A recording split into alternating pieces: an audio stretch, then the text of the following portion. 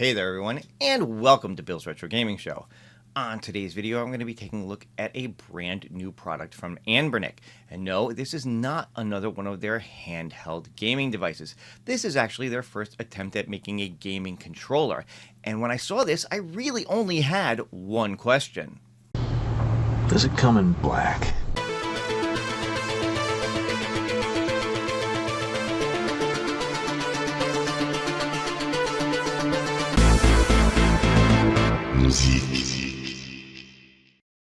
All right, so now I've been playing around with this for about a week or so, and I gotta say, I'm really enjoying this controller. I've tested it out on both my PC and my Nintendo Switch. Connects to both through Bluetooth with no problems, really. I will say this, I do think it only lets you pair to one particular machine at a time, meaning that once I hooked it up to my Nintendo Switch, I was able to play on the Switch, no problem, but when I went back to my PC, I had to basically repair it to get it to see it again. Not a big deal, but just something to keep in mind if you want to use this for multiple devices. Now, they do say you can use this on PC, you can use it on Switch, you can use it on Android and iOS as well. So if you wanted to use this as a controller for your mobile device, you could certainly do that as well. Just be aware that you may have to constantly pair it back to whatever machine you're on if you use it for multiple machines. Now, the other thing is this does come with a little Wi-Fi, little wireless dongle, I should say, as well. So if your PC or your device does not have Bluetooth capability, you can use this to connect as well. Now, I have not tried this yet because, again, I have the Bluetooth. I have no need for this. But one thing, if I could ding them for one thing right up front, it's just, I don't know, these big sized dongles like this. I mean, this is almost the size of a thumb drive. I don't understand why more companies don't use low profile devices. I mean, you know, just something small that can just kind of plug in and isn't sticking out so much. Now, maybe there's a reason for that technology-wise that I'm just not aware of, but I really wish more companies would use low profile dongles so you don't have this big thing just sticking out of your machine somewhere. But that is a very, very minor thing. So now let me give you a closer look at the device itself. And you can see just from looking at it that it is really meant to mimic the look of an Xbox controller.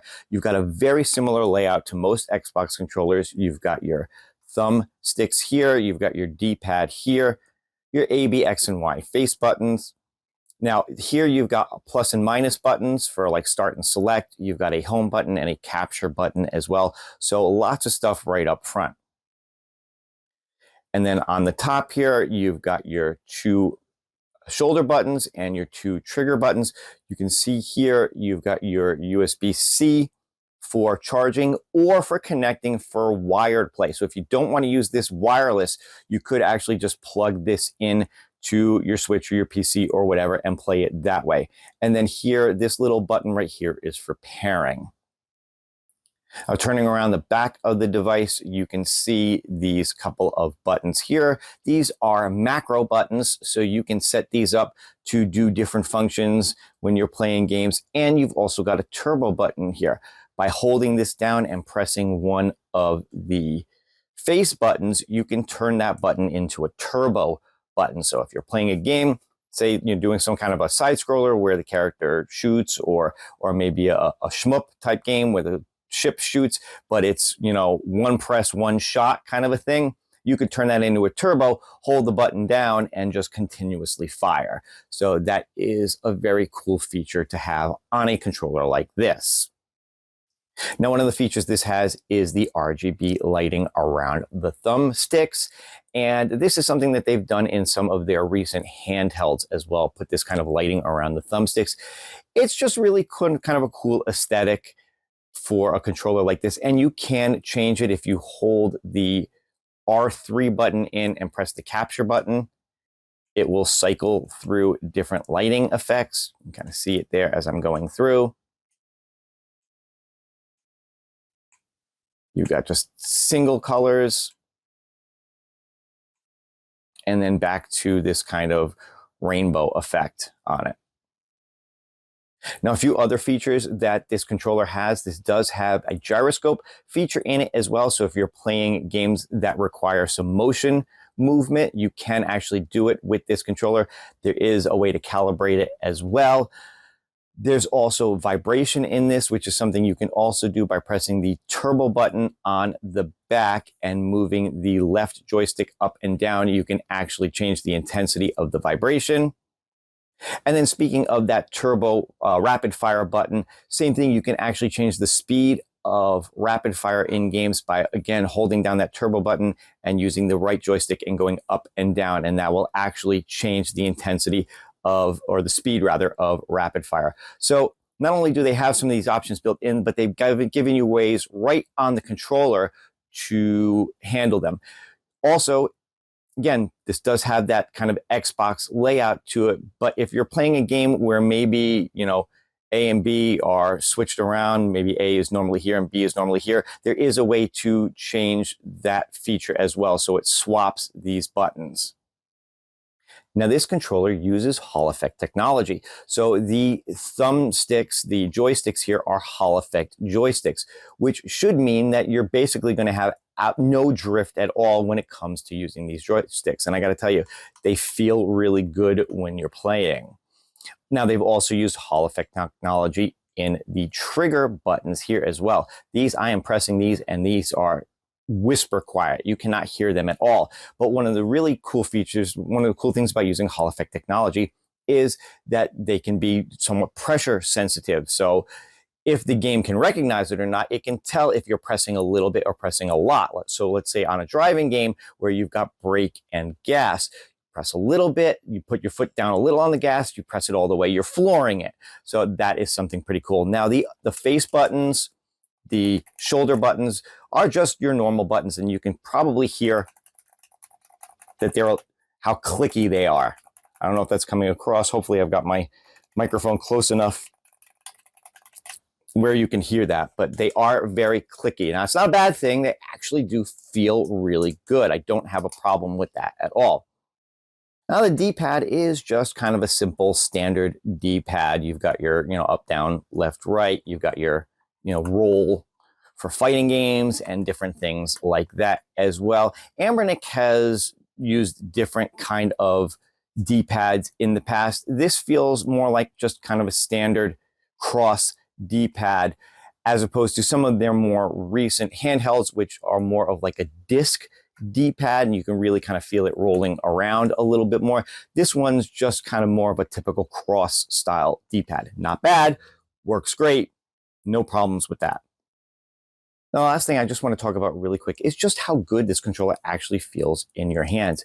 It's well made. It does not feel just like cheap plastic at all. And one of the things that I really love is that there is a little bit of texture to the back here. So when you're gripping it, it really feels like you're going to hold on, no problem. Like it's not going to slip and slide out of your hands. And I do really like that. Not only that, but obviously everything is well placed here to be able to get at when you're playing, including the macro buttons on the back. I can easily get to them with my fingers here as I'm playing without any concerns at all. Of course, as I said, they were obviously going for an Xbox aesthetic. With this, you can see it next to one of my Xbox controllers, just how similar it looks.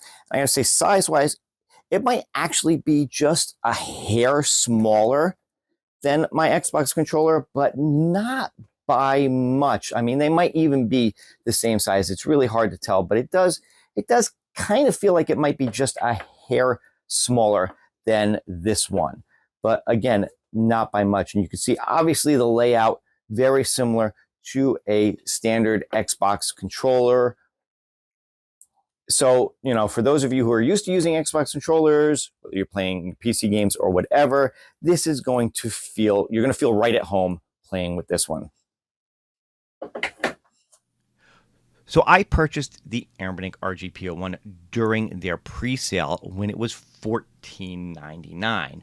Well, now it's up to its normal retail price of $17.99, but I gotta tell you, even at that price, this is a great deal for what you get with this controller. Now, it does feel that they are obviously going after 8-bit do with this controller, and I tell you, for the price, I don't think this can be beat. The 8-bit do controllers are fantastic, but for the features you get on here, you're probably going to pay at least $10 or $15 more, maybe twice as much as this particular controller. So at this price, I gotta say, this is highly recommended. Now, as usual with Anbernic, you do get some color options here. You can see this is the Radiant Purple version. There is also one that comes in this beige white with these purple buttons. And of course, I went with the all black. All right, and there you have it. That is a look at Anbernic's brand new controller, their RG P01. I got to tell you, this is rapidly becoming my favorite controller to play with. While I do like my Xbox controller, the one that I have is wired, so it's a little bit limiting on what I can do with it. The fact that this is wireless and that I can play it on my PC, I can take it over, play it on my Switch.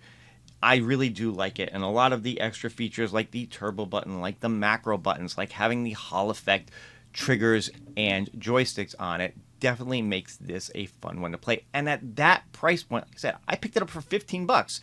At $18, it's definitely something worth considering. But that's going to do it for this video. I hope you guys enjoyed it. If you did, don't forget to leave me a thumbs up. Leave me some comments below. Of course, if you're not subscribed to the channel yet, go ahead and do that as well. And if you want to support me even further, you could consider getting a membership. That's all for now. I will see you guys on the next one. Take care and happy gaming.